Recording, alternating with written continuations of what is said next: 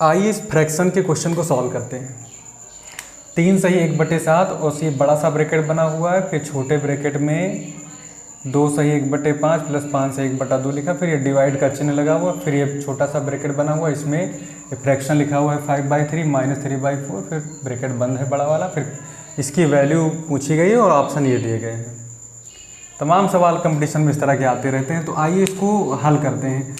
हमने एक बार बताया था कि सबसे पहले ब्रैकेट सॉल्व करेंगे।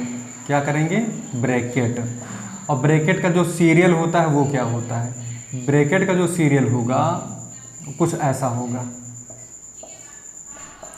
सबसे पहले बड़े ब्रैकेट को देखिए, सबसे पहले मान लीजिए सबसे पहले छोटा ब्रैकेट हम लोग सॉल्व करेंगे, उसके बाद में सेकंड नंबर पर मंझला ब्रैकेट को रखेंगे और फिर उसके लास्ट में हम लोग बड़े ब्रैकेट को सॉल्व करेंगे, ठीक। और इन सारे ब्रैकेटों में रूल क्या होगा? पहले डिवाइड होगा अगर है तो, अगर नहीं है तो मल्टीप्लाई होगा, फिर एडिशन होगा, सब्ट्रैक्शन। यही हाल सब कहीं रहेगा।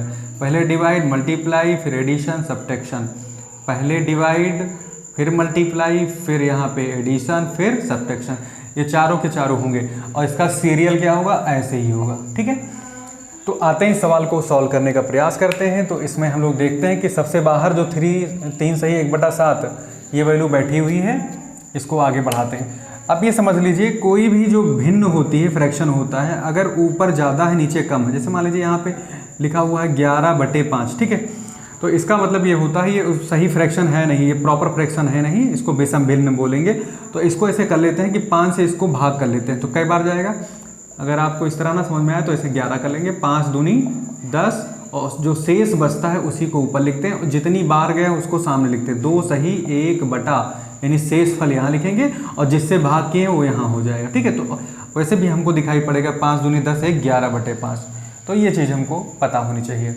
तो इस पे आगे काम करते हैं। तो 7 21 1 22/7, इसको तो ऐसे लिखा जा सकता है। अब बड़ा ब्रैकेट, सबसे पहले हम इस ब्रैकेट को देखेंगे। ये वाला ब्रैकेट तो हमारे सवाल में कहीं दिख नहीं रहा है, मिडिल वाला, तो ये छोटा वाला ब्रैकेट दिख रहा है।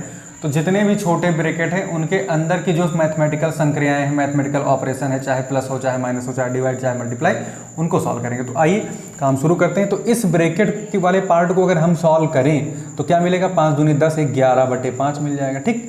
और प्लस लगाएंगे इसके बाद, 2 पंचे 10 11/2 मिल जाएगा यहाँ पे, ओके। फिर इसके बाद हम लोग डिवाइड कर यहाँ पे चिन्ह लगाएंगे। फिर से हमको मंझला ब्रैकेट, ये छोटा वाला ब्रैकेट मिल गया, स्मॉल ब्रैकेट को फिर सॉल्व कर लेंगे। तो 4 पंचे 20 क्रॉस मल्टीप्लाई करके भी हम फ्रैक्शन को सॉल्व करेंगे। तो कितना आ जाएगा? 4 पंचे 20 हो जाएगा, 20 हो गया, 3 3 9 हो गया। और डिवाइड में क्या लिखेंगे? 4 3 12 लिख देंगे, ओके। इसको हम लोग ब्रैकेट क्लोज करेंगे, फिर ये बड़ा वाला ब्रैकेट ऐसे लगा देंगे, फिर आगे बढ़ाएंगे।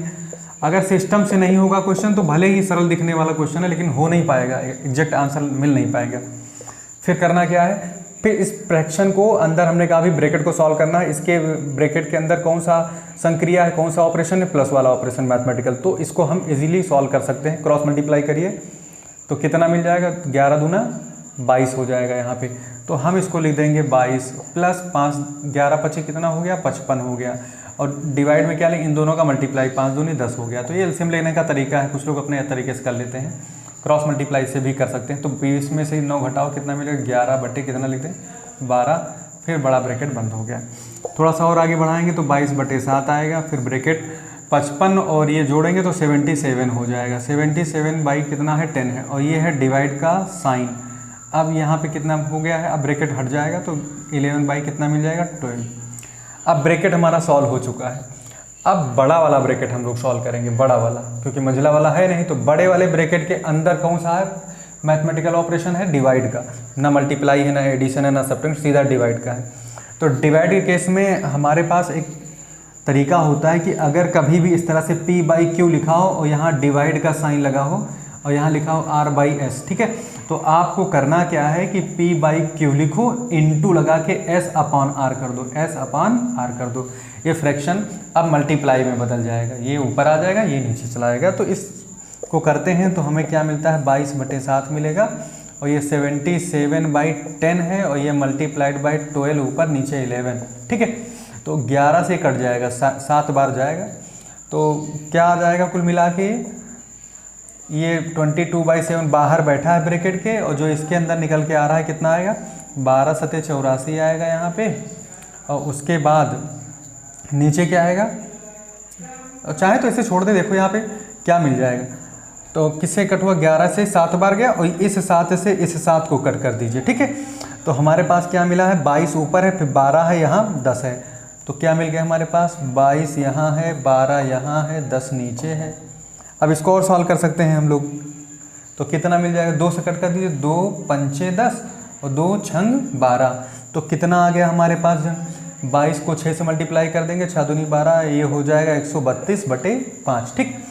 अब ये कौन सी फ्रैक्शन है, हमको पता है कि ऊपर जो वैल्यू है इसकी बड़ी है, नीचे वैल्यू क्या है, छोटी है। तो हम भाग करके चेक कर लेते हैं, इसको प्रॉपर फ्रैक्शन के रूप में हम लोग लिख देते हैं। तो क्या मिल जाएगा, देखिए तो कितनी बार जाएगा, 132, तो 5 दूनी 10 हो जाएगा। फिर यहाँ पे 3 निकाल लेंगे, 32 5 छंग 30 हो जाएगा। उसके बाद 2 इसका शेष बच जाएगा, और कुछ नीचे है नहीं उतारने लायक। तो क्या हो गया हमारे पास, ये हो जाएगा 26। तो कंप्लीट मिला है, और 2 इसमें रेस्ट मिल गया, 2 शेष मिल गया है, और किससे डिवाइड किए थे, 5 से। तो यही हमारा आंसर हो जाएगा। तो ये कहीं दिख रहा है हमें, तो ये हमारा ऑप्शन नंबर ए होगा इसमें।